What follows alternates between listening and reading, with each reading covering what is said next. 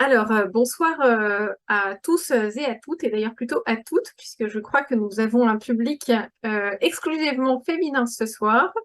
Alors, je suis ravie de vous retrouver pour cet atelier. Au secours, c'est la rentrée. Comment s'organiser pour une année sereine? Alors, on est en plein dedans. Les enfants sont rentrés il y a quelques jours. On a l'impression que nos vacances sont déjà loin, qu'il faut mettre en place toute l'organisation familiale. Et donc, on a la chance d'avoir avec nous ce soir Marie de la Rivière. Bonsoir Marie. Bonsoir. Je suis moi-même, pardon, Delphine Brosseau, je suis la directrice déléguée du RASSO et donc j'ai la joie d'animer ce webinaire et vous allez surtout entendre Marie qui va pouvoir vous donner tous ses conseils et ses astuces pour passer une année sereine, tout simplement. Alors, voilà, vous êtes tous derrière vos écrans, mais vous allez pouvoir participer. Alors ça, c'est génial. J'ai découvert un nouvel outil grâce à Marie. Donc, je vous conseille de vous munir de votre téléphone portable ou d'avoir un ordinateur près de vous allumé, puisque vous pourrez participer, partager votre expérience au fur et à mesure de cette conférence qui, du coup, est véritablement un atelier. Et puis, on aura une petite séance de questions-réponses à la fin du topo de Marie. Donc là, vous pourrez poser vos questions. N'hésitez pas à le faire au fur et à mesure. Et on prendra les questions les unes après les autres à la fin du petit topo. Pour ça, vous avez un petit bouton qui s'appelle questions et réponses ou éventuellement dans le petit bouton discussion. Les deux sont possibles et donc on passera ensuite un petit temps autour de vos questions. Voilà, je laisse la parole à Marie qui va nous partager son super outil et c'est parti pour qu'on démarre une belle année sereinement. Merci Marie. Merci Delphine. Eh bien, bonjour à chacune de vous. Voilà, et bienvenue pour ce temps que nous allons passer ensemble ce soir. Alors, je vais commencer par partager mon écran pour que vous puissiez suivre la présentation. Voilà. Est-ce que c'est bon, Delphine, ça va? C'est Tu vois tout bien bon, mon ouais, écran? parfait. Super, ça marche. Alors, au secours, c'est la rentrée, bah oui, c'est toujours une période un peu compliquée.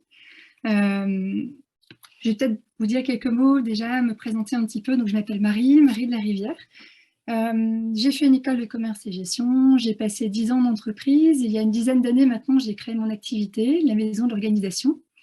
Et je fais essentiellement des formations et des accompagnements sur tout ce qui est gestion du temps, des priorités, un petit peu de l'espace aussi. Puis communication, c'est un très bon outil d'organisation. Voilà, donc surtout formation, les accompagnements, j'ai été amenée à les mettre un peu entre parenthèses pour l'instant, mais j'espère bien les reprendre d'ici quelques mois. Voilà. Et puis l'IEDH, qu'est-ce que c'est? Eh bien, je suis très fière d'être à la fois formatrice et membre du conseil d'administration de l'IEDH. C'est un organisme de formation associatif qui intervient essentiellement pour des associations. Voilà. Et puis, on a 4 thèmes principaux. On a tout ce qui est parentalité et éducation, tout ce qui est management associatif, tout ce qui est précarité et aussi tout ce qui est développement personnel. Voilà. Si vous voulez en savoir plus, je vous invite à aller voir les sites qui vous donneront toutes les informations nécessaires. Alors, comme Delphine vous le disait, vous allez pouvoir participer. Donc, pour ça, il y a plusieurs possibilités. Vous allez pouvoir scanner le QR code qui est ici. Vous pouvez aussi copier le lien qui est là, WooClap, et aller sur l'événement qui est indiqué là sur votre ordinateur. Envoyer le code au numéro de téléphone qui est là. Ou alors, j'ai laissé aussi le lien dans le chat de Zoom. Et en cliquant simplement dessus, normalement, ça devrait fonctionner. Voilà. Pardon. Alors, je vous laisse quelques instants pour vous connecter. Je ne sais pas si, Delphine, tu peux avoir un retour. Alors, c'est très simple, hein. Moi, j'ai fait avec le QR code, ça fonctionne très bien. Pas besoin de s'authentifier, de se créer un compte ou de se connecter. Ça se fait très simplement et voilà, ça nous permettra de partager nos humeurs du moment, nos expériences, nos petites astuces. Voilà, je trouve que c'est une très très bonne idée. Ça rend l'atelier beaucoup plus interactif et puis ça nous permet de nous enrichir les unes les autres de nos expériences. Donc non, c'est vraiment un outil très sympa. Bon, super. Et là, c'est génial, je vois le compteur qui augmente petit à petit. Pour l'instant, vous êtes 10 à être connectés. Alors oui, on en a encore, encore, encore. Bon, Il y a ça va du venir. monde. 11, encore quelques instants. Après, j'ai pas mal de choses à vous raconter, donc Oui, c'est pas. Enfin, je pense qu'on peut aussi peut-être préciser que je pense que ça amène quelque chose de supplémentaire en participant comme ça sur WooClap. Mais si nos participantes n'ont pas la possibilité d'avoir l'outil avec elles, c'est absolument pas une nécessité. Euh, non, elles apprendront plein plein de choses voilà. sans être sur l'outil. Voilà, c'est un petit bonus, on va dire. Et puis, c'est pas Euh, obligatoire du mais tout. c'est pas obligatoire, C'est exactement. vraiment si vous le souhaitez, tout simplement. Et puis, en plus, c'est totalement anonyme. Voilà, si ça peut aussi aider. Alors, de toute façon, vous avez le lien dans le chat de Zoom, donc je vais continuer. Ça Et va. là, je vais vous proposer de répondre à une question toute simple. Quand je dis rentrée, là, quand on parle de la rentrée, comment est-ce que vous vous sentez? Voilà. Alors, normalement, vous avez un écran qui se présente comme ceci si vous êtes sur l'ordinateur. Et je vous laisse, Exactement. Je le montre, voilà, je le voilà, vois comme ça sur mon téléphone le téléphone, pour c'est pouvoir comme ça. répondre. Je vous laisse cliquer et valider.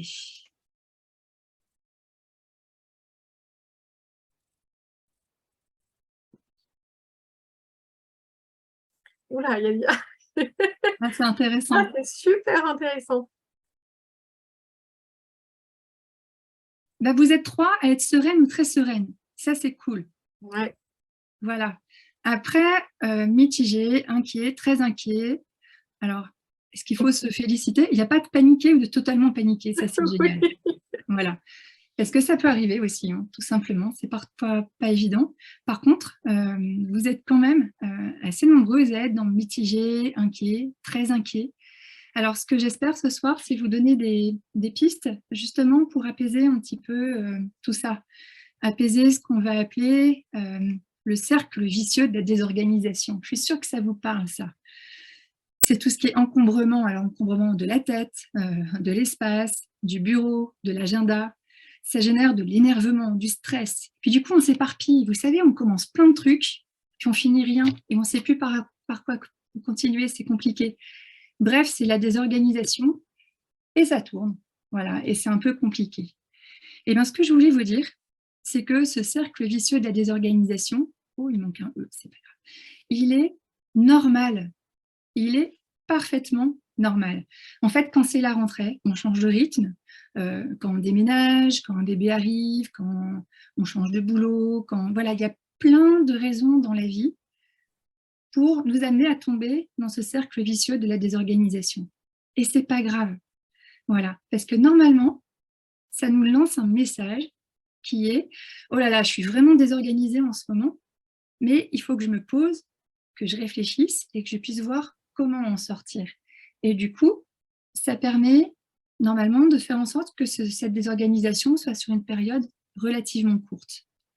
Là où ça devient plus embêtant, c'est quand c'est chronique, quand on reste dans ce cercle vicieux et qu'on n'arrive plus à s'en sortir. Et c'est ça que je voudrais voir un petit peu avec vous, comment faire face à cette période de l'année qui est propice au cercle vicieux de la désorganisation, pour voir comment en sortir le plus rapidement possible. Alors, je vous préviens tout de suite, il va y avoir un côté un peu frustrant quand même ce soir, c'est que l'essentiel de ce qu'on va pouvoir partager là, c'est issu d'une formation qui normalement dure 2 jours. Et je dois bien vous avouer que les 2 jours, en général, ils sont trop courts. Voilà. Donc là, ce que j'ai essayé de faire, c'est vraiment aller chercher l'essentiel, les clés principales, ce qui va vraiment pouvoir vous aider déjà à comprendre, à poser des mots, à avancer. Et puis aussi, des trucs et astuces tout simples pour pouvoir essayer de sortir de l'ornière le plus rapidement possible. Alors, la première chose qu'on va faire, c'est parler de la question des rythmes. Et ça, c'est super intéressant. Pour parler des rythmes, il y a la notion de temps lent et de temps rapide. Qu'est-ce que c'est que ce truc? Alors, je ne sais pas si vous voyez ma petite horloge là. Je suis sûre qu'elle vous parle. Ah, ça va, j'ai le temps, je suis large, facile. Vous savez, c'est Florent Foresti, là. Oh, 2 minutes avant d'arriver au bureau, tout va bien. Et puis à la fin, on court. Voilà, ça vous parle? En tout cas, moi, ça me parle. Voilà. Alors, qu'est-ce que c'est que ces deux notions? La première, le temps rapide, ça va être le temps pendant lequel il faut faire face à une accumulation de tâches. Vous connaissez, hein, c'est le moment où il faut que ça dépote. Là, allez, il faut être efficace, c'est de la production, il faut que ça avance. On n'a pas le temps, on espère bien qu'il ne va pas y avoir de grains de sable parce qu'on n'a pas la capacité à les absorber à ce moment-là. Il faut que ça avance. En réfléchissant à la conférence, je me disais quelque part, c'est le temps de Marthe. Voilà, le temps où on prépare les choses, il faut que le repas se prépare, il faut avancer et voilà, c'est la production. Là, je ne vais pas m'étendre très longtemps là-dessus, mais je voulais quand même vous le noter. À ce moment-là, l'efficacité, elle est maximale quand la rapidité n'est pas vécue comme un stress et quand on arrive à se défaire des pensées parasites. Vous savez, du genre, vous êtes en train de faire la vaisselle et vous pensez au coup de fil que vous avez passé la veille et vous dites «Ah, mais pourquoi j'ai pas dit ça? Mais j'aurais dû dire ça, mais je suis trop bête.» Et puis du coup, vous dites «Ah ben, il va falloir que je rappelle.» Bref, ça tourne en boucle et là, vous n'êtes plus du tout dans votre vaisselle. Et là, c'est le bon moment pour casser un verre. Voilà. Alors, là, l'avantage, on ne va pas s'étendre dessus ce soir, mais il y a des méthodes qui permettent de travailler sur son stress, sur ses émotions, et qui sont vraiment très, très efficaces. Pour les citer rapidement, il y a les méthodes Vitose, qui est déconcertante de simplicité, qui marche très bien. Il y a tout ce qui est sophrologie, méditation de pleine conscience, voilà. Et puis après, plus le stress augmente, et plus les méthodes peuvent être adaptées. Je pense à Tipeee ou à l'EMDR. Je sais, ce sont des gros mots, mais c'est pas grave. Je pourrais répondre à vos questions après ou vous pourrez faire des recherches, mais ça peut vraiment vous aider. Et puis, dans les trucs concrets, moi, c'est l'application Meditatio que j'aime beaucoup et qui me fait vraiment beaucoup de bien. C'est vraiment de la méditation chrétienne. Et donc, ça offre un temps de prière et en même temps un temps d'apaisement qui est réel. Voilà. Donc, voilà comment, déjà quelques pistes pour essayer de mieux vivre son stress et arriver à faire face au temps rapide. Ensuite, vous avez le temps lent. Alors, le temps lent, d'après l'auteur, ça va être le temps durant lequel on peut se laisser aller entièrement à l'instant. Donc, le temps de la lecture, de la méditation, de la promenade, les décisions qui ont besoin de mûrir. Vous savez, ça ne sert à rien de tirer sur une plante pour la faire pousser plus vite. Voilà, on est là-dedans. En y réfléchissant, c'est aussi le temps de la créativité, des jeux. C'est le temps de la relation, de la disponibilité. C'est le temps aussi où on peut se ressourcer, où on peut apprendre, comprendre, la formation. Puis c'est peut-être le temps aussi du sommeil, ou qui prépare au sommeil, en fait. Le temps où on arrête le petit vélo qui va trop vite pour commencer à lâcher, à se reposer. Peut-être que c'est le temps de Marie, qui se pose au pied de Jésus et qui écoute à ce moment-là ce que le Christ a à lui dire. Alors imaginons un peu ce qui se passe si on était tout le temps en temps rapide ou en temps lent. Tout le temps en temps rapide, c'est pas très compliqué à imaginer, parce que c'est notre société en fin de compte, qui est en temps rapide, voire en temps instantané. C'est terrible. Et si on est tout le temps en temps rapide, le risque, c'est clairement le burn-out, parce qu'on ne souffle pas, on ne se repose pas, on ne prend pas tous ces moments qui permettent de vivre, tout simplement. On va imaginer aussi quelqu'un qui est tout le temps en temps lent. Alors, en termes familial, c'est un peu compliqué à imaginer. Par contre, en termes professionnels, je vous assure qu'il y en a. Et c'est très compliqué à vivre aussi. Et là, on peut arriver à un autre problème qui est le burn-out, qui est moins connu, mais finalement, les effets sont exactement les mêmes que ceux du burn-out. Ce qui veut dire, vous me voyez venir avec mes gros sabots, que l'idée, c'est de trouver un équilibre entre le temps lent et le temps rapide. Ce que je veux vous dire par là, c'est qu'on ne peut pas tenir continuellement en temps rapide.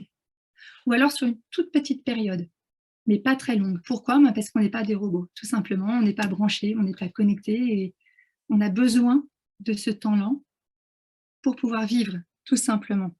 Et il est nécessaire. Et je dirais même plus, surtout pour les mamans, là, il est nécessaire sans culpabiliser. D'accord? En formation, on a le temps de travailler un peu là-dessus, d'avancer là-dessus, mais en tout cas, il est vital, ce temps. Marie, est-ce que tu peux éventuellement nous préciser les signes avant-coureurs du burn-out peut-être, là où il faut voilà, avoir une petite sonnette d'alarme. Ça, c'était ma première question. Et puis peut-être aussi, c'est un concept qui est encore peu connu, le burn-out, et je te rejoins, en fait, c'est un vrai phénomène. Alors, en effet, plutôt dans le contexte professionnel, mais peut-être aussi en dire un petit peu plus sur ce qu'est le burn-out, ce que ça provoque, et de nouveau, voilà, quels sont les petits les signaux d'alerte à avoir. Alors ça, c'est un vaste sujet, on pourrait en parler très très longtemps. Comment essayer de synthétiser en 2 mots? Je dirais que les signaux d'alerte, il y a la fatigue, il y a l'épuisement, il y a le ras-le-bol, il y a je supporte plus qu'on me parle, je supporte plus qu'on m'appelle, je supporte plus les messages. Je crois qu'à un moment donné aussi, j'arrive plus à m'impliquer auprès de mes enfants, auprès de mon conjoint. Il y en a un qui est tombé, il pleure, bah ça va, s'il pleure, il n'est pas encore mort, donc il n'y a pas d'urgence. Je caricature un peu, Ouais. mais à peine. On met une distance, une immense distance entre ce qui se passe et soi. Et ça, c'est un signe vraiment très important de burn-out. Alors, il y a des applications qui permettent déjà de se tester, savoir où on en est. C'est très sérieux, hein, c'est fait par une équipe de psychologues belges. Je retrouverai les noms, c'est moyen de les diffuser après, Delphine. Bien sûr, oui, oui, Ah, on pourra le faire. Mm. voilà, parce que ça vaut le coup d'être vigilant sur ce burn-out et de pouvoir essayer de prendre des mesures le plus rapidement possible. Voilà, en fait, c'est un déséquilibre entre les ressources que l'on peut avoir en soi et autour de soi et les besoins, ce qu'il faut donner autour de soi et qui mène à l'épuisement. Voilà. J'ai répondu à ta question? Ouais, super, merci beaucoup. Bon, super, ça marche. Alors, cette question du temps long et du temps rapide, elle est super intéressante. Et là, c'est pareil, je pourrais en parler pendant des heures parce qu'on arrive sur la question des rythmes.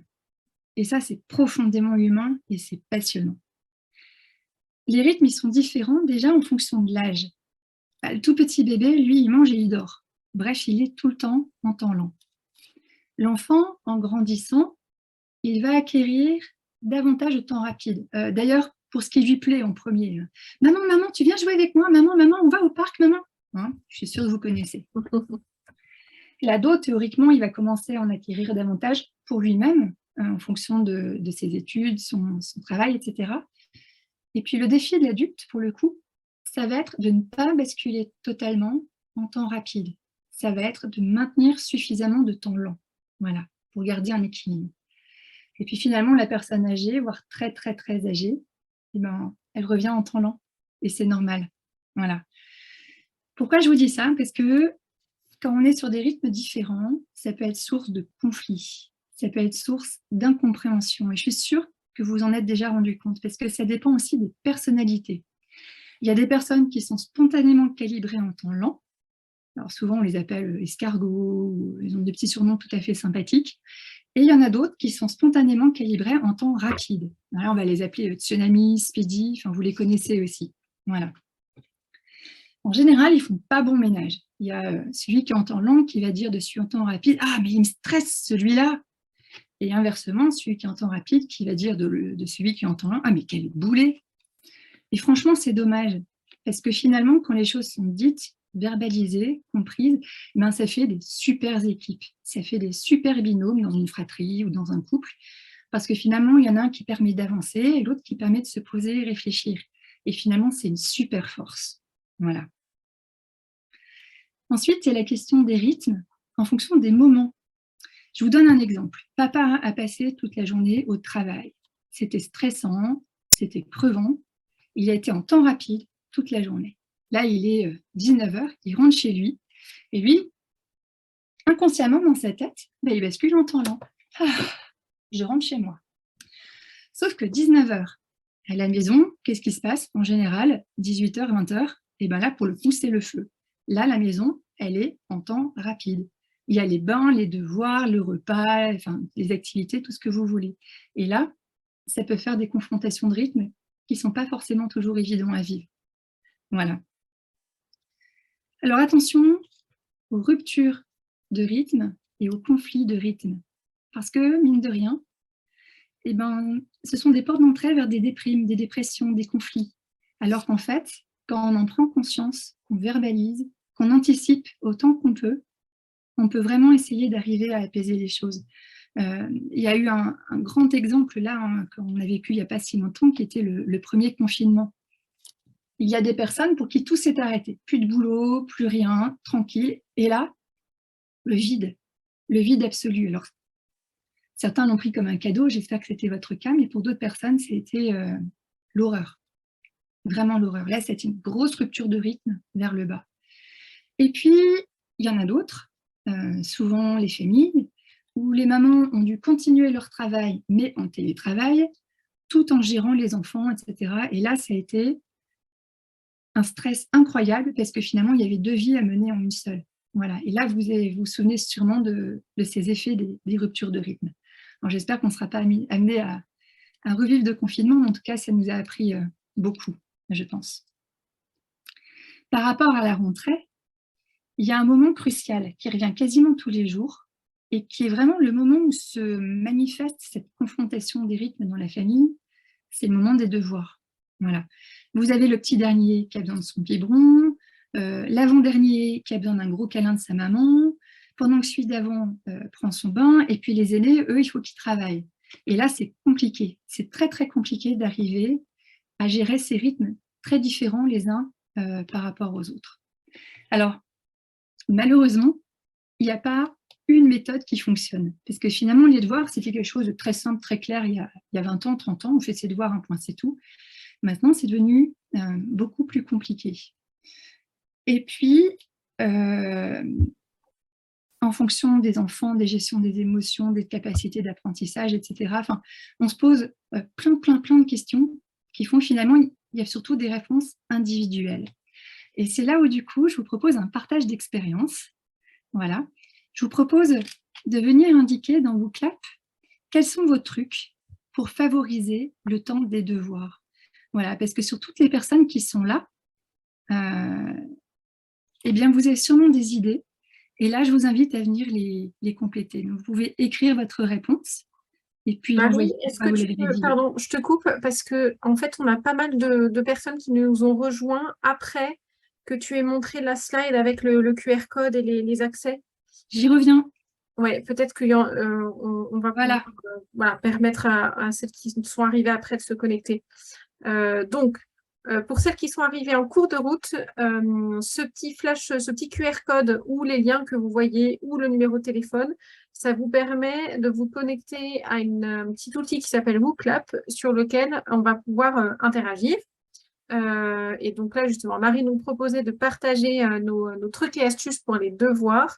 Et donc, en vous connectant comme ça au WooClap, vous pourrez participer. Et donc, à plusieurs étapes de cet atelier, vous pourrez comme ça partager votre expérience. Voilà, c'est bon, Marie. Merci. Très bien. Je remets l'activité. Voilà. Alors, vous avez 3 minutes. C'est pas beaucoup, mais je vous laisse remplir vos trucs pour favoriser le temps des devoirs. Alors, ce qui est sympa aussi, c'est que normalement, une fois qu'il y aura des premières réponses, vous pourrez venir les liker si vous êtes d'accord. Voilà.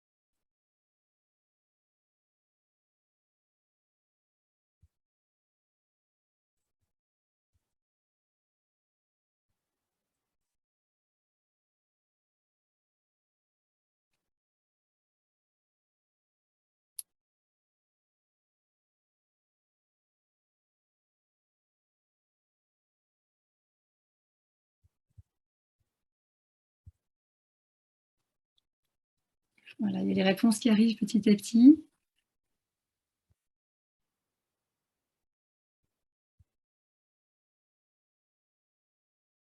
Là, pour ceux qui sont concernés, c'est intéressant de voir que ça intervient après le goûter ou après la douche, donc après un temps de pause déjà. Ah, mais il y a plein d'idées qui arrivent, génial! Ah, super.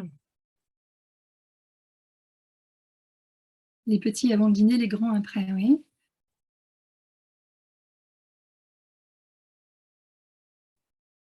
Alors, ce qu'on avait prévu aussi avec Delphine, c'est que je vais pouvoir extraire ces réponses et on va pouvoir normalement vous les envoyer pour que vous ayez un panel en fait, d'idées dans lesquelles vous puissiez venir piocher Ouais. par la suite, en fait. Et je garde un super souvenir des dessins animés. Moi aussi, c'était Récré à deux et c'était génial. Il y avait Candy. Bon, il reste un peu moins de 40 secondes.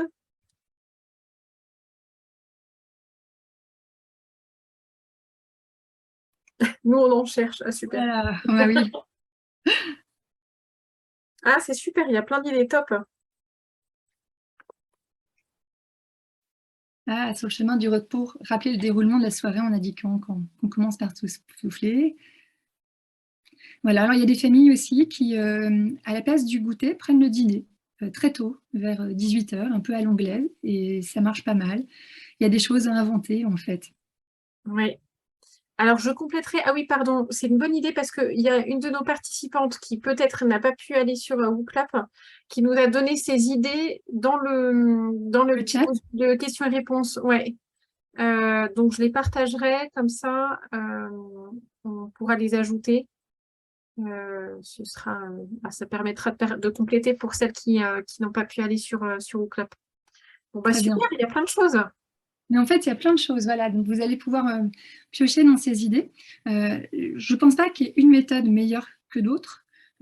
Faire une pause quand même en rentrant de l'école, pas attaquer tout de suite. Moi, ce que j'ai envie de dire aussi, c'est laisser aux enfants le temps pour faire leurs devoirs. C'est-à-dire que s'ils enchaînent le violon sur le tennis et qu'il n'y a pas le temps de faire les devoirs, ça ne va pas marcher de toute façon. Voilà, donc qu'ils aient ce temps pour pouvoir souffler et se mettre au devoir bah, quand c'est nécessaire. Alors, il y en a, c'est compliqué, il y en a qui s'y mettront surtout si vous ne leur dites pas. Voilà, mais si vous leur dites, ça va couper toute leur motivation et c'est mort. Et inversement, il y en a qui ne s'y mettront que si vous les poussez. Donc voilà, c'est un petit peu compliqué.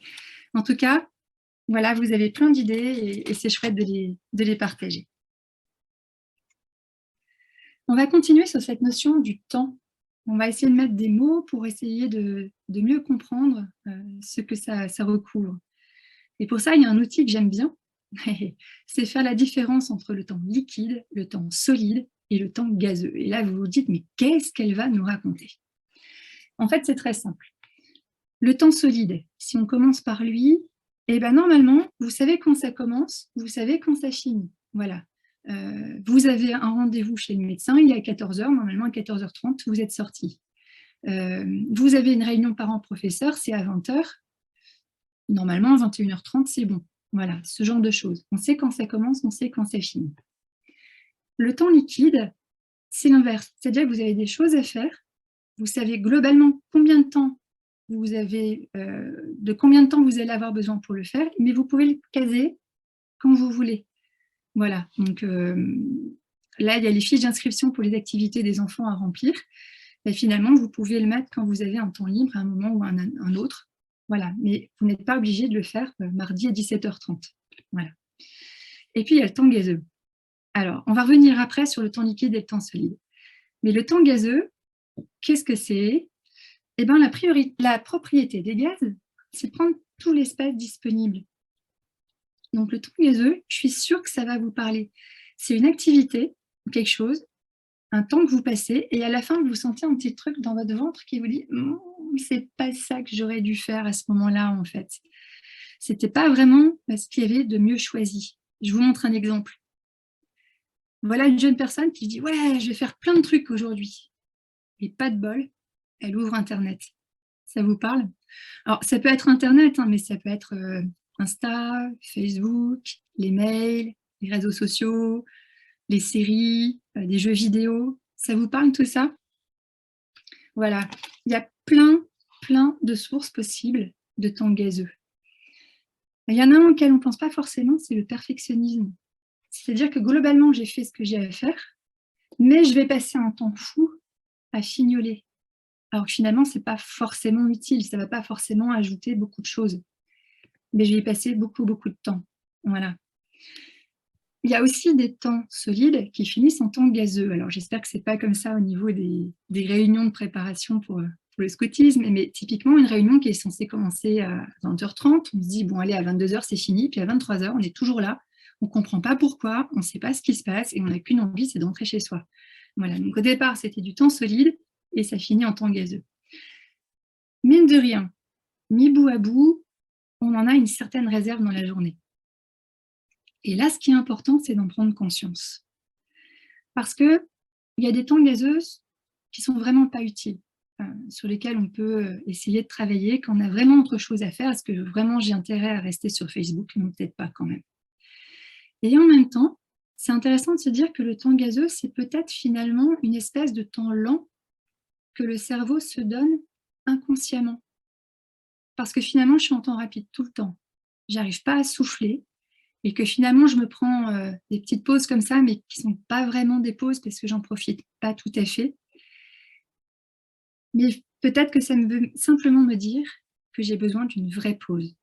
Alors, le temps gazeux, la première chose à faire, c'est en prendre conscience. Puis après, qu'est-ce que j'en fais?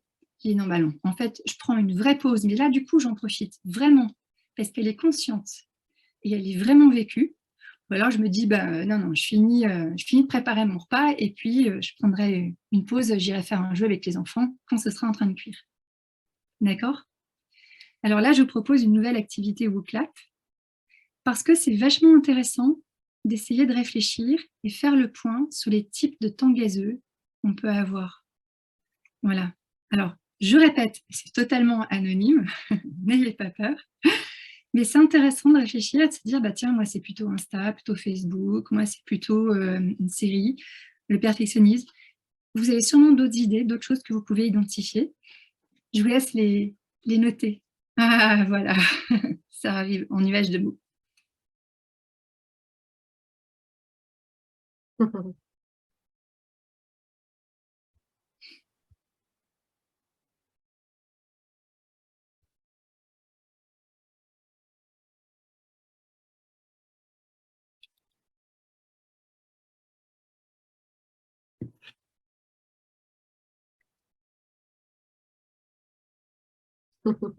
Allez, 3 secondes.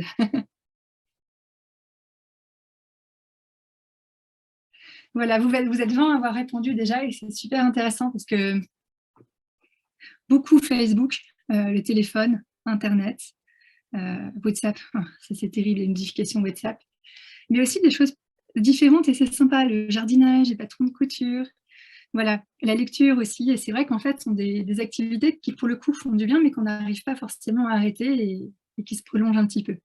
Voilà, donc ce qui est super intéressant, c'est que visiblement, vous connaissez vos types de temps gazeux, et bien maintenant, ils ont un nom, et ça va être plus facile de vous dire, est-ce que je continue, mais dans ce cas-là, je sais qu'à la fin, un bout, je ne serai pas très contente de moi, ou est-ce que je fais autre chose, ou est-ce que je prends une vraie pause.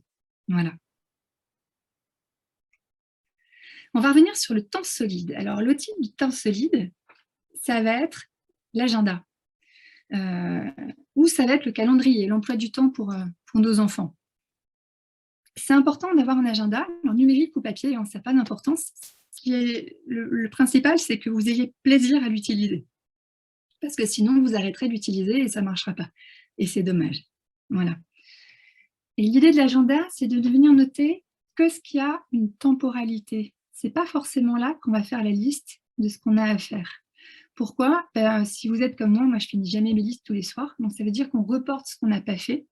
Et ça veut dire qu'on se focalise sur ce qu'on n'a pas fait. Et là, on se dit, je suis nulle, j'ai rien fait aujourd'hui. Et c'est très mauvais pour la confiance en soi. Voilà. Donc, l'agenda, on va noter ce qui a une temporalité. Là, je vous en ai mis un. Je l'aime bien, celui-là, parce qu'il est très, très clair. Il y a les journées qui sont vraiment clairement définies, de 7h à 21h. Et ça permet de clairement visualiser les temps solides et du coup d'évaluer les temps liquides qui peuvent rester autour. Voilà. Là, celui-là, il est très sympa parce qu'il y a aussi le samedi et le dimanche en entier. Voilà, souvent, le dimanche, il est relégué dans un coin et c'est un peu dommage. Donc, avoir un agenda, c'est super important parce que ça permet de vider plein de choses de sa tête et donc de diminuer une part de la charge mentale. Ça peut être intéressant aussi d'avoir des agendas partagés dans la famille. Donc là, c'est une version par semaine. Vous pouvez avoir une version par mois aussi. Et puis, ça permet de noter qui est là, à quel moment, qui fait quoi quand. Alors, les gommettes bleues, au passage, sont les jours où il faut sortir les poubelles. Voilà, ça évite d'aller rechercher partout. En tout cas, c'est un petit outil pratique qui est très utile. Bien sûr, il y a des agendas numériques qui existent. Ça suppose que tout le monde dans la famille est connecté et prenne l'habitude de se connecter régulièrement. Ou sinon, tout simplement, la photo envoyée à tout le monde et qui envoie à maman les indications à changer, ça fonctionne pas mal aussi. L'idée, là encore, c'est de sortir les informations de la tête de maman, de les partager, de les rendre accessibles à tout le monde pour faciliter la vie de famille et puis la participation de tous. L'outil du temps liquide, ça va être la liste. Alors, je sais, il y a des personnes qui sont totalement allergiques aux listes. Et c'est normal, c'est profondément humain, parce que la liste, soit elle rassure, soit elle fait peur. Voilà. Alors, j'ai quand même mis la liste, mais il faut savoir qu'il y a plein d'outils alternatifs. Il y a ce qu'on appelait la carte heuristique, le Kanban, etc. Je ne vais pas m'étendre dessus ce soir, mais il y a plein d'autres choses qui sont possibles. Et là encore, l'intérêt, c'est de vider tout ce qu'on a dans la tête pour les mettre sur un support qui va nous permettre de venir les traiter. Tant que c'est dans la tête, ça nous submerge en fait, c'est un peu lourd. Tandis qu'une fois que c'est posé quelque part, que c'est objectivé, ben c'est déjà plus facile. On peut plus facilement choisir ce qu'on va faire et passer à l'action. Voilà. La condition étant d'avoir suffisamment de temps pour venir faire ce qu'il y a à faire. Voilà. Et donc avoir suffisamment de temps liquide dans sa semaine. Alors, c'est bien beau tout ça, parce que là, il y a des mots pour réfléchir, pour comprendre, pour prendre du recul, mais concrètement, comment on fait? Donc là, on va voir une série de trucs et astuces. On va voir deux grands types de types et astuces. D'abord, c'est quand agir, et puis aussi, c'est comment faciliter l'action. Alors, quand agir, je l'ai déjà dit, mais je le redis ici, prévoir des plages de temps liquide suffisantes. En général, on arrive à savoir, pour arriver, alors moi je travaille beaucoup à la maison, pour arriver à faire face à mon activité et à l'ensemble de l'administratif de la maison, du ménage, etc., bref, de tout ce que je peux avoir à faire, je sais que j'ai besoin de 4 demi-journées dans la semaine. Voilà. Et mon emploi du temps, en même temps, il est toujours un peu variable.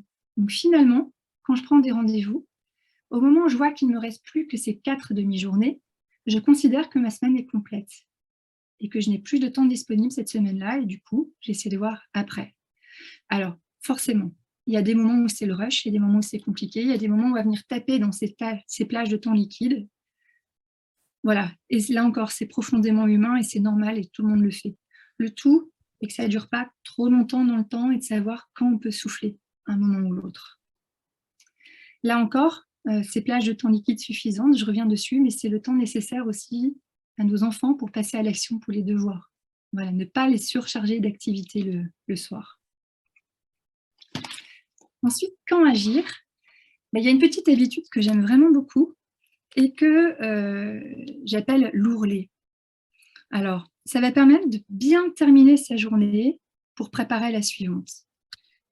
Pour les personnes qui travaillent à la maison, qui font une partie un peu administrative, ça va être faire le point sur ce qui a été fait, sur ce qui est à faire, classer les documents du jour et ranger son bureau.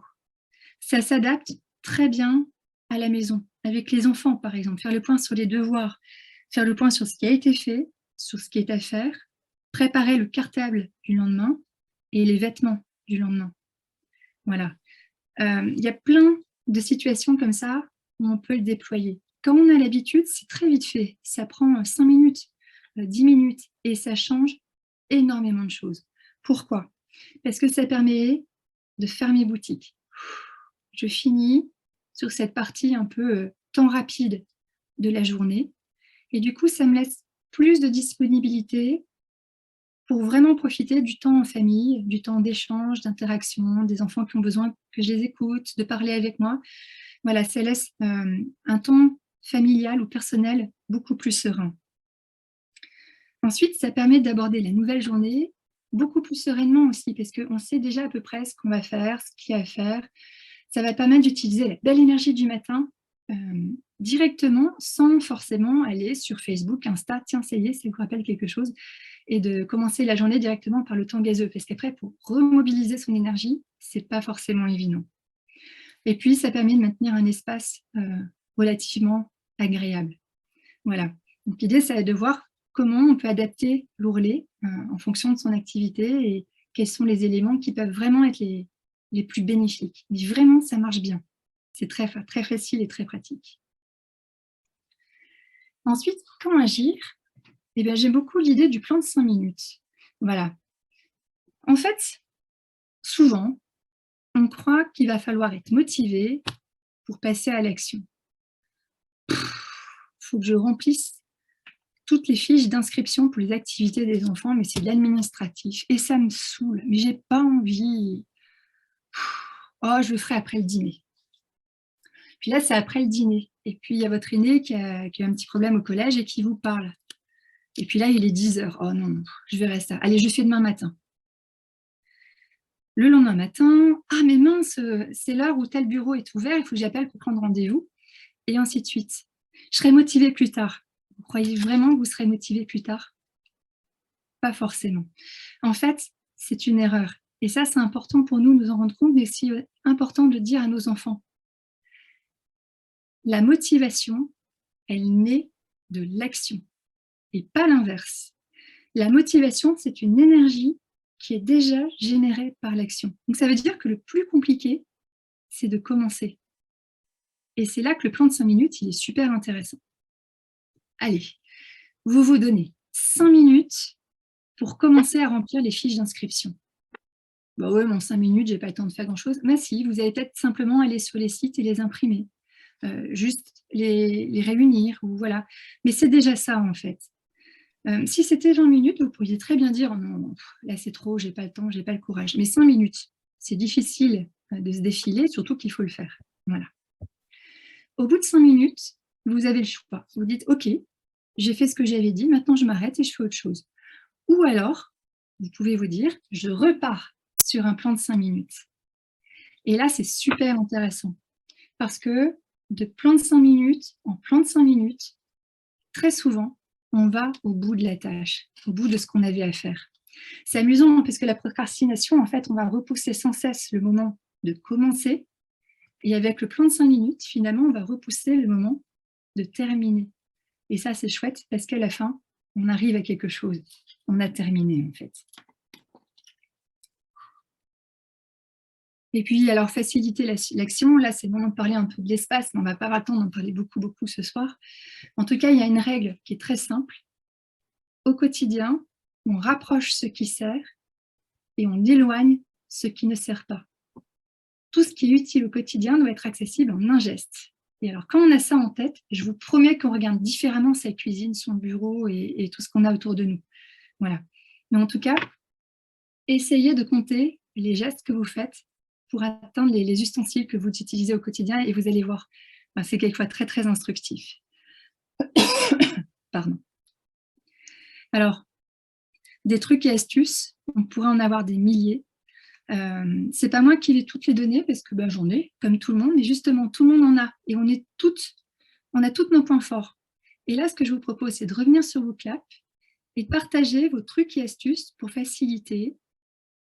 Hop, je vais venir mettre là où vous êtes. Donc, le rangement, le ménage, les repas, le linge et la participation des enfants. Et vous voyez, vous avez des espèces de petits post-it sur lesquels vous pouvez écrire un message et puis l'envoyer. Et là, vous avez un menu déroulant sur lesquels vous pouvez changer de thème. Voilà, je vous laisse compléter. Et là, on a à peu près 5 minutes pour faire ça, le temps d'avoir les idées qui viennent.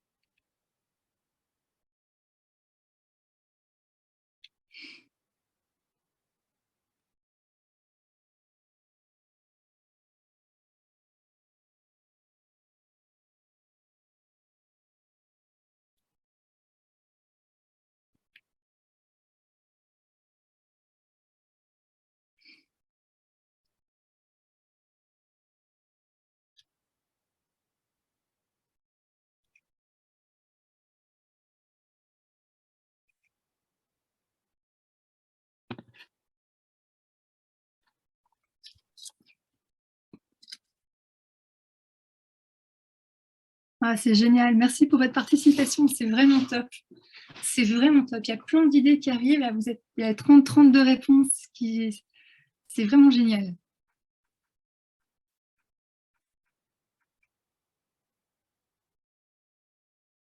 Ah oui, prendre des idées, c'est une galère, pas possible pour moi.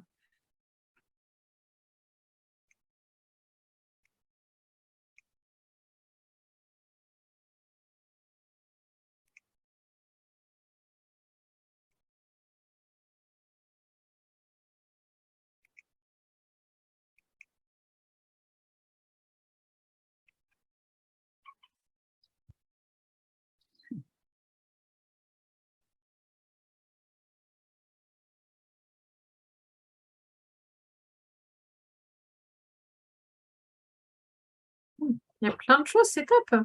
Ah, c'est génial. Alors, j'ai relancé le chrono sans faire exprès, donc on va interrompre avant la fin, parce que du coup, c'est reparti pour 5 minutes. Et il y a plein de choses qui sont super intéressantes. Est-ce que, Maria, on peut peut-être les lire à haute voix, sauf s'il y en a beaucoup, mais je pense que ça vaut le coup.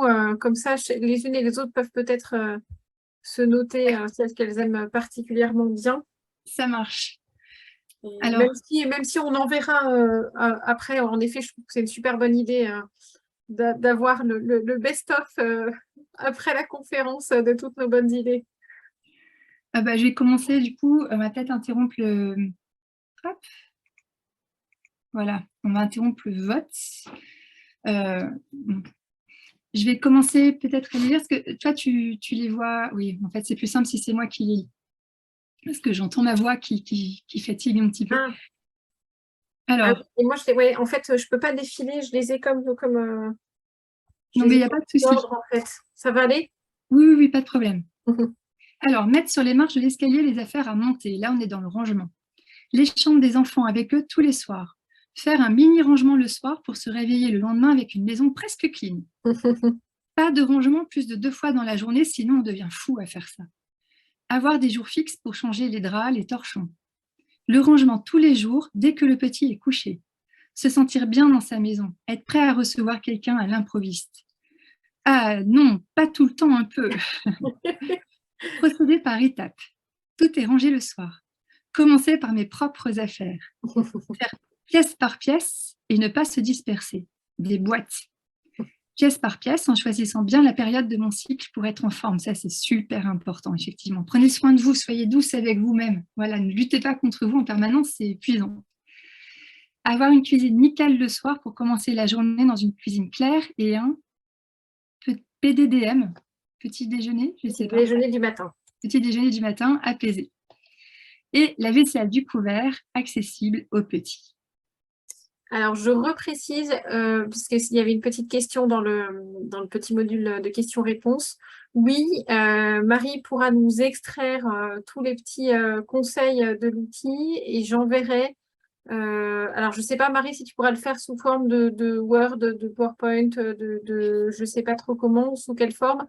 Mais dans tous les cas, si tu me le transmets, moi, je l'envoie à toutes les participantes. Voilà, j'ai les coordonnées de toutes celles qui se sont inscrites au webinaire, donc on vous l'envoie. Alors, normalement, ce sera un fichier Excel, donc c'est pas très sexy, mais... Non, mais c'est encore mieux, je pense. Ouais, très bien. Ça a le mérite d'avoir toutes les données. Super. Alors, le ménage. Laissez faire mon mari, ça le détend. Robot à ski, laver quand c'est sale, pas obligatoirement. Plus rien au sol le matin, comme ça va plus vite. Tout le temps un peu, aspirateur balai dans la cuisine, pièce par pièce et pas tout en même temps. Et un bon aspirateur de compétition. Oui, là encore, le matériel a beaucoup d'importance et sa localisation aussi. Et objectif, une machine par jour en semaine, mais aucune machine le week-end. Les repas, alors là, on a plein de choses. Ouais. Éviter les trajets dans la maison, si grande maison. L'appli Frigo Magique. La soupe, c'est mon mari. Un plein de soupe pour 2-3 soirs dès le dimanche soir. Des menus faciles à faire aussi pour les plus grands, ça c'est cool. Un gros plein et j'avise. S'autoriser les pâtes 3 minutes et les purées mousseline pour les jours difficiles. Oh oui, et puis les burgers dans le congélo aussi, c'est très efficace. Pour les dîners, avoir une trame en tête, genre jour pâtes riz, jour 1 pâtes riz, jour 2 œufs, jour 3 quiche et ainsi de suite. Les menus, mais pas toujours le temps de le faire. Ouais, ça change tout. Et je suis preneuse d'idées, c'est une galère pas possible pour moi. Faire le vendredi un plateau TV ou un buffet. Programme de la semaine, faire les menus sur un mois. L'appli JOW, J-O-W, qui fait recettes et courses sur le Drive. Et je fais mes menus de la semaine le dimanche soir en fonction de ce que j'ai dans le frigo. Ah, super. Le linge. Chacun détache son linge. Ah ouais, c'est sympa parce que sinon, on a très vite fait d'oublier de prévenir maman que sur tel pantalon blanc, il y a une grosse tache. Voilà. Programmer les machines. Je programme ma lessive pour qu'elle se termine lorsque je rentre. Dans les quelques temps liquides, bien triés dans des paniers pour ne pas perdre de temps. Ne pas attendre que ça déborde. Ne jamais repasser pendant la sieste. Ritualiser, faire partir la machine tous les matins, étendre après le repas de midi, plier le soir. Lancer la machine le soir en mettant un programme différé de 9 heures. Et puis, il reste la participation des enfants. Alors, vaste programme, hein, là aussi, on pourrait y passer quelques heures. Progressivement, les laisser prendre de l'autonomie. Donner des jours et des horaires. Ils ne se couchent pas le mercredi sans avoir aspiré leur chambre. Des petites tâches, ils sont petits, accompagnés au début pour ne pas s'en débarrasser. Faire un conseil de famille pour décider ensemble. Chacun vient chercher ses culottes et ses chaussettes pour les petits et les range. Donner des défis. Encourager les enfants avec maman. Demander dès le plus jeune âge. Les enfants nettoient les sols avec leur papa. Activité garçon. Les enfants rangent leur chambre juste avant que je passe l'aspirateur. Et chaque enfant a en charge la mise de table d'un repas, toujours le même. Petit-déj, déjeuner, dîner. Voilà. Ça fait plein d'idées. Ouais, et merci. super. Vous en avez envoyé 58. C'est vraiment top. Voilà. Ouais, c'est bien, ça marche bien cette appli, hein, c'est super. Ah, moi, je trouve ça très sympa. Voilà. Quand il a fallu se mettre au Zoom, là, pendant les confinements, ça a été voilà, une belle aventure de pouvoir le faire et ça m'a beaucoup aidé. Alors, c'est bien beau tout ça, mais parfois c'est compliqué. Et là, on va essayer de voir quelles sont les priorités. Alors, en formation, on parle d'urgence, d'importance et de fait. C'est intéressant de le faire parce qu'il y a des prises de conscience à faire. Voilà. Mais ça demande un petit peu plus de temps. Là, on va essayer de faire simple. Je vois l'heure qui tourne, mais ne vous inquiétez pas, j'arrive au bout. Quelles sont les 3 choses que je voudrais faire aujourd'hui pour être vraiment contente de ma journée? Ce soir, je me coucherai en disant « Ah, je suis quand même contente de moi parce que j'ai fait ça, ça et ça. » Et ça, c'est super important parce que là, vous jouez sur votre confiance en vous, sur votre estime de vous et sur la sensation d'avancer. Et quand vous avez ces 3 choses en tête dès le départ, ben, c'est plus facile. Peut-être de commencer par là le matin ou je ne sais pas, mais en tout cas, c'est plus facile de les avoir en ligne de mire et de les garder en ligne de mire. Pour ça, il y a une condition. Il faut que votre objectif soit atteignable. Par exemple, si vous avez 2 heures tranquilles cet après-midi, et que votre objectif, ça va être de je veux faire tout le ménage de la maison, tout le ménage de printemps de la maison, c'est mort. Voilà. Sauf si votre maison est déjà à peu près nickel, mais chez moi, en tout cas, c'est pas possible. Voilà. Et là, c'est dommage parce que vous aviez bien un objectif, mais le problème, c'est qu'il n'était pas faisable. Et du coup, ça veut dire que le soir, bah, vous allez vous coucher en disant je suis nulle, j'ai pas fait ce que je voulais faire. Et c'est trop bête. Par contre, si vous vous dites allez, j'aimerais bien que je ne sais pas, les papiers soient triés ou que la cuisine soit propre, là, ça devient déjà beaucoup plus faisable et vous pouvez y arriver. Vous pouvez arriver au bout et c'est sympa parce que quand on arrive au bout, yes, bah, ça fait du bien, tout simplement.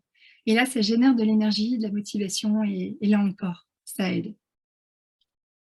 En fait, si on a des objectifs qui sont trop élevés, on se fait du mal à soi-même, en fait. Si on se dit, je vais faire mon administratif pendant que les enfants sont là, ça ne va pas être facile. Voilà. Soyez douce avec vous-même, vraiment. Soyez douce avec vous-même parce que le monde est suffisamment compliqué comme ça, donc faites les choses paisiblement. Voilà, il faut que je corrige les points d'interrogation. Mais il y a un livre qui est sorti il y a une dizaine d'années, qui était le manuel de survie d'une mère de famille. Alors, je ne suis pas forcément d'accord avec ce que met en place l'auteur, c'est Oli Pierlot. Voilà, je suis allée vérifier, c'est Oli Pierlot. Elle met en place quelque chose qui est vraiment très, très cadré, qui est vraiment du temps contraint, en fait, ce que j'appelle du temps contraint. Moi, ça ne me convient pas forcément. elle, ça lui va, tant mieux. Par contre, elle dit dans son livre que l'ordre des priorités, pour elle, c'est ça, c'est d'abord Dieu, puis soi, son mari, ses enfants et les autres. Et ça, je trouve ça super intéressant. Parce que quand on commence à perdre un peu pied, quand on n'y voit plus très clair, on ne sait plus très bien quoi faire passer en premier, en dernier, voilà, et bien ça remet les idées au clair. Voilà. Et ça, je trouve ça génial de pouvoir intervenir avec vous parce que souvent, je suis dans un cadre laïque, mais là, je peux parler de Dieu et dire que Dieu est la première place. Et il est très fort. Il est très fort pour gérer nos agendas. J'ai par exemple une amie qui est ostéopathe et qui me disait mais c'est le Christ qui gère mon agenda, il est super fort. Il y a 15 jours, j'avais quasiment pas de rendez-vous. Et je râlais parce que je me disais j'ai besoin de travailler quand même, c'est pas juste. Et en fait, il s'est avéré que 3 enfants sur mes 4 sont tombés malades. Et en fait, je n'aurais pas pu engranger un seul rendez-vous de plus. Voilà. Quand on a cette confiance, on voit les choses avec un regard un peu différent et finalement, le Christ est vraiment très fort, y compris au quotidien, pour nous aider à nous organiser. Voilà. Donc, Dieu, soi, ne pas s'oublier, aimer les autres comme soi-même, ça vous dit quelque chose? Souvent, on oublie le comme soi-même, hein, mais pourtant, c'est pas moi qui l'ai dit. Hein. Voilà. Son mari, ses enfants et les autres. Alors, je vous propose de prendre 1 minute simplement pour venir noter ce qui vous fait du bien. Alors, ce que Delphine appelait les moments ressources, et je trouve ça très vrai. Il y en a qui prennent du temps. Rencontrer les mamans de mon chantier éducation, ça prend 2 heures par exemple. Mais il y en a, voilà, c'est ça, la lecture, prendre un bain, boire un petit café sur le banc devant la maison, prendre une nouvelle route que je n'ai pas encore essayée pour aller à un autre endroit. Ah super, ça y est, vous avez trouvé le truc. Et je vous laisse compléter.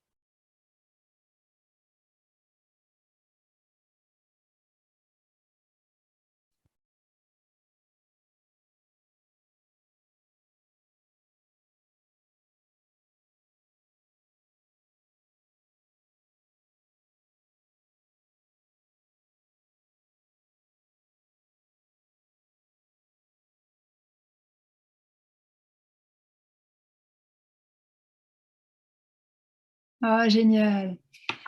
Alors, je suis désolée si vous avez été un peu coupé en plein vol à la fin, mais il y a plein de choses. Beaucoup lire, beaucoup coudre, beaucoup être seule aussi, voilà. Plein de choses différentes. Et c'est ça, gardez-les précieusement. Précieusement parce que c'est ce qui vous fait du bien et c'est prioritaire. Une maman qui va pas bien, c'est compliqué pour le reste de la famille. Donc, n'hésitez pas à essayer de prendre soin de vous.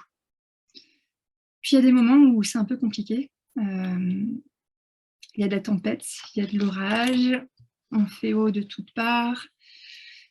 Parfois, c'est que vraiment, il y a trop. Et objectivement, il y a trop et ça arrive, clairement. Puis là, je voudrais aussi avoir une petite pensée pour toutes les personnes qui ont des problèmes de santé, des enfants qu'on va qualifier maintenant d'atypiques, des situations familiales compliquées. En fait, celles qui ne demanderaient pas mieux que de pouvoir souffler. On leur dit, mais prends soin de toi, repose-toi, etc. Oui, j'aimerais bien, mais si je ne fais pas, qu'est-ce qui va le faire? Ce n'est pas si simple. Voilà, et on connaît des personnes qui sont dans ces situations, voire on peut l'être nous-mêmes, ou on a des phases de notre vie où on traverse ces périodes-là. Voilà. Il y a une seule méthode d'organisation qui fonctionne à ce moment-là, et ça va être, on fait de son mieux, tout bêtement. Voilà. On fait de son mieux et pas plus que son mieux, parce qu'au-delà de son mieux, on va s'épuiser. Et là, les risques de burn-out sont vraiment très élevés. On en a déjà parlé. On fait de son mieux, et puis on lâche. Voilà, l'idée c'est de faire confiance, parce que lui, il sait. Moi, je ne sais plus. Je ne sais plus quelle solution trouver, je ne sais plus comment faire. Mais lui, il sait. Si je garde les yeux tournés vers lui, il va me dire. Voilà, à condition que j'essaie de trouver une certaine disponibilité pour comprendre.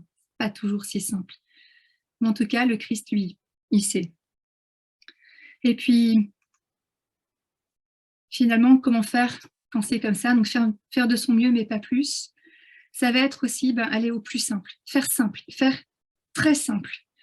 C'est ce que vous disiez tout à l'heure, hein, j'avais vu dans les retours pour les repas, mais ça va être par exemple accepter des plats préparés, des surgelés, accepter un peu ou beaucoup de poussière ou de bazar dans la maison. Alors je sais que ça c'est délicat parce que souvent dans les familles, les disputes peuvent être proportionnelles au niveau de bazar, voilà, mais à doser, à voir. Accepter de faire les courses ou juste à côté sans aller dans le magasin idéal qui est de l'autre côté de la ville. Faire simple, le plus simplement possible. C'est accepter aussi parfois de ne pas pouvoir, de ne pas y arriver. Accepter d'être fatigué, d'avoir besoin de se reposer. Accepter de devoir refuser des demandes, des sollicitations. Quelquefois, on s'en veut, on dit ah, mais je devrais pouvoir y arriver, et pourquoi pas. Ça veut dire quelquefois savoir dire non pour dire de vrais oui à sa famille, en fait, à son mari, à ses enfants, à sa santé. Voilà. Ça peut être aussi accepter parfois de demander de l'aide ou tout simplement d'accepter de l'aide. Parfois, cette aide est proposée, mais on a du mal à l'accepter, c'est pas facile. Voilà. Ça veut dire aussi, quand vraiment ça devient compliqué, on n'a plus le sens des repères, privilégier les personnes aux choses. En fait, c'est aller là où est l'amour. Voilà. Qui a besoin de mon amour finalement? Est-ce que mon amour, il passera plus dans la relation avec mes enfants, avec mon mari, ou dans les choses qui seront bien rangées et bien ordonnées, mais avec des personnes qui vont rester un peu en suspense. Et puis une dernière chose, quand vraiment ça ne va pas, ne pas rester seul. Alors on peut avoir tendance à se dire oui, mais je vais embêter mes amis, oui, mais ça c'est fondamental, c'est vital. Et là encore, c'est un des points les plus importants pour essayer d'éviter un burn-out. Si vous arrivez dans une ville, vous connaissez personne, vous n'avez pas vraiment de point de chute, etc., n'hésitez pas, par exemple, à rejoindre un chantier éducation. Alors, ce sont les AFC qui font ça, ce sont des groupes de mamans qui se réunissent une fois par mois pour parler éducation. Il y a aussi des chantiers éducation spécifiques pour des parents d'enfants atypiques. Et là, c'est génial parce que ça permet de comprendre que finalement, on n'est pas seul à vivre ce qu'on vit et que les autres, c'est pareil ou un petit peu pareil. Et puis, on trouve une entraide, on trouve l'occasion de parler et ça fait du bien, vraiment du bien. Voilà. Alors finalement, ce que j'espère, c'est que si jamais vous êtes dans cette situation, ça ne va pas durer trop longtemps, que vous allez vite sortir du cercle vicieux de la désorganisation et que vous allez pouvoir retrouver quelque chose de beaucoup plus calme et de beaucoup plus paisible. Voilà. Sur ce, je vous souhaite une bonne rentrée. Je vous remercie vraiment pour votre attention et puis